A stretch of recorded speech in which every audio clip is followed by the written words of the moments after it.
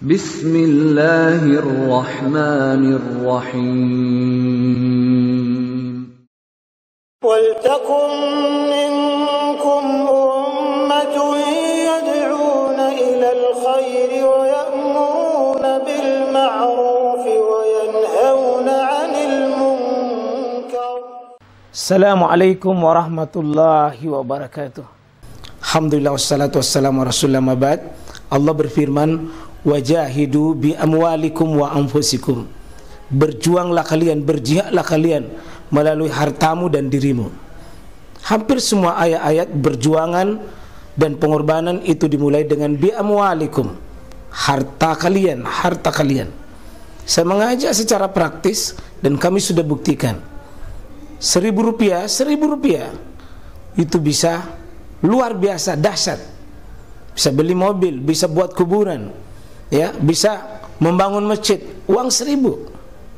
Mari kita satukan uang 1.000 kita. Nanti kami jemput. Di rekening ini insya Allah bisa kita buat. Di rekening ini insya Allah kita buat sebuah kekuatan umat dengan Rp1.000. Rp1.000 dahsyat. Hargai nikmat saya tersebut.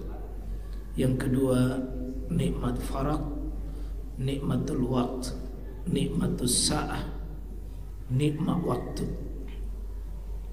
Sering sekali nanti kita kehilangan waktu, baru berteriak untuk mendapatkan waktu tersebut.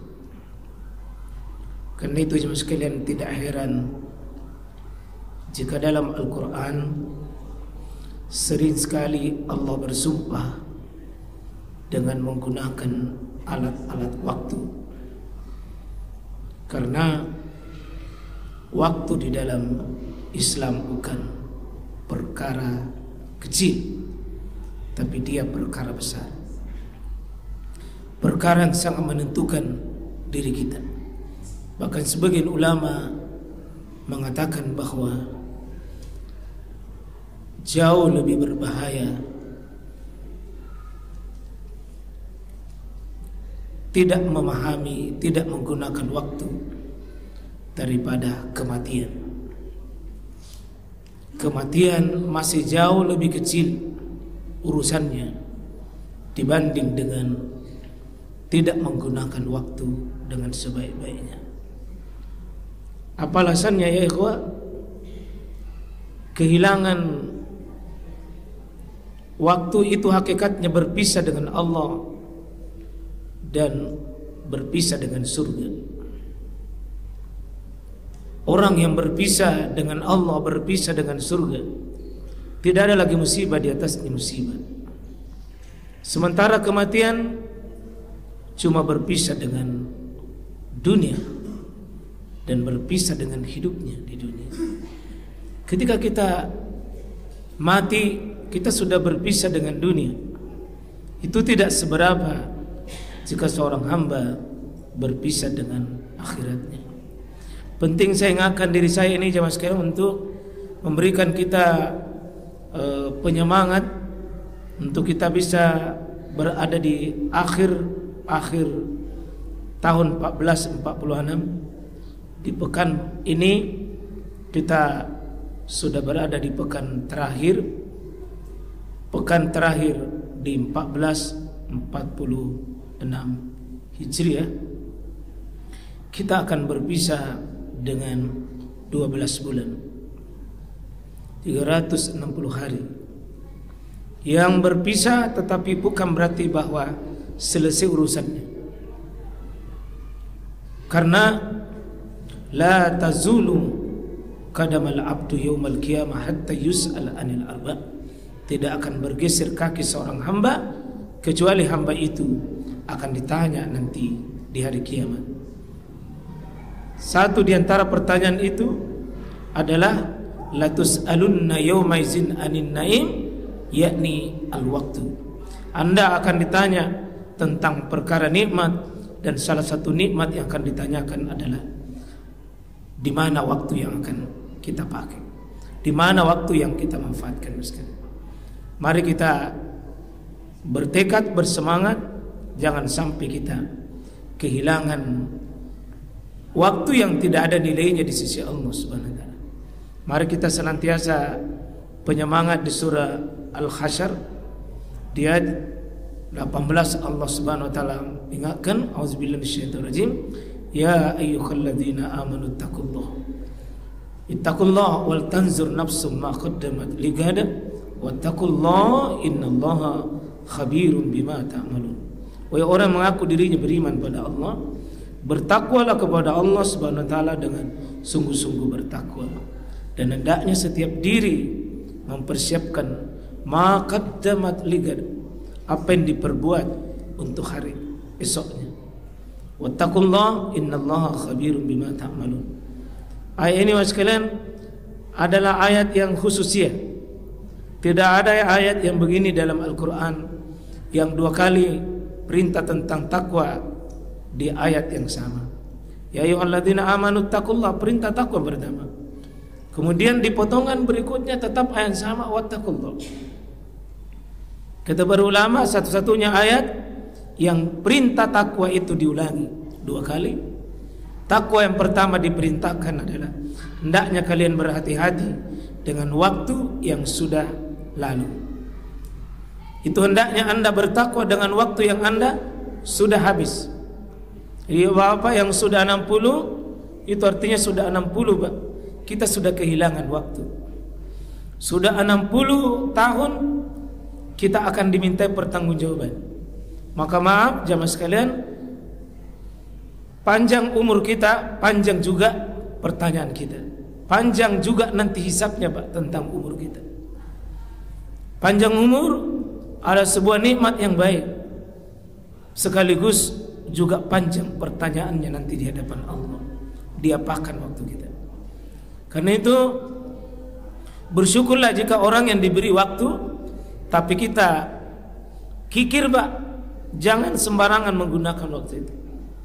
Harus kita sungguh-sungguh bertekad, lebih baik kehilangan uang daripada kehilangan harta, kehilangan waktu yang tidak bermanfaat. Mengapa? Uang yang hilang masih bisa dicari Pak, senilai dengan uang tersebut. Tapi waktu tidak ada yang bisa diganti Pak, tidak ada yang bisa dapat kembali.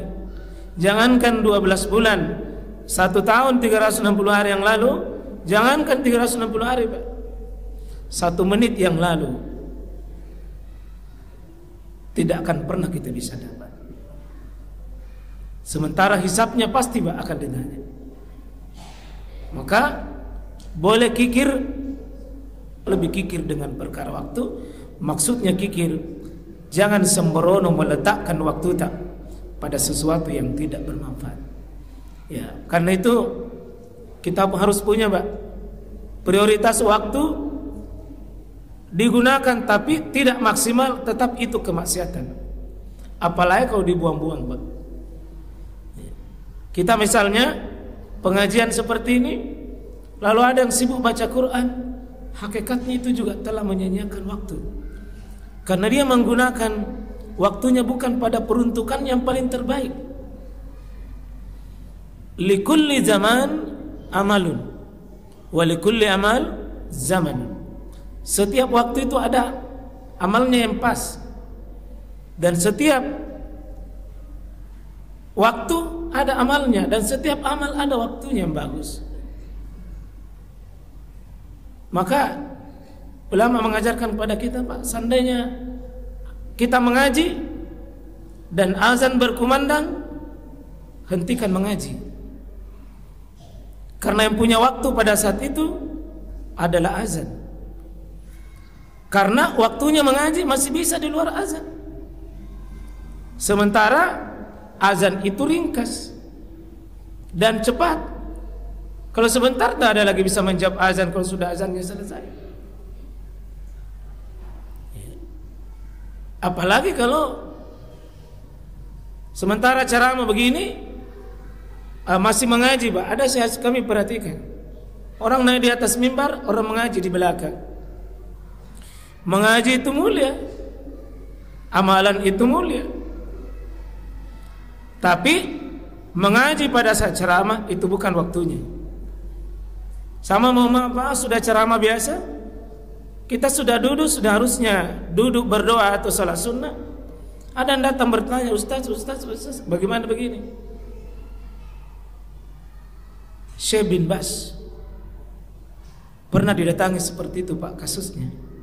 Dia bertanya, maaf, menjawab pertanyaan itu mulia, tapi waktunya sekarang adalah waktu untuk berdoa dan waktu untuk sholat sunnah, bukan menjawab pertanyaan. Jadi ada namanya fikul waktu, prioritas waktu itu dikemanakan.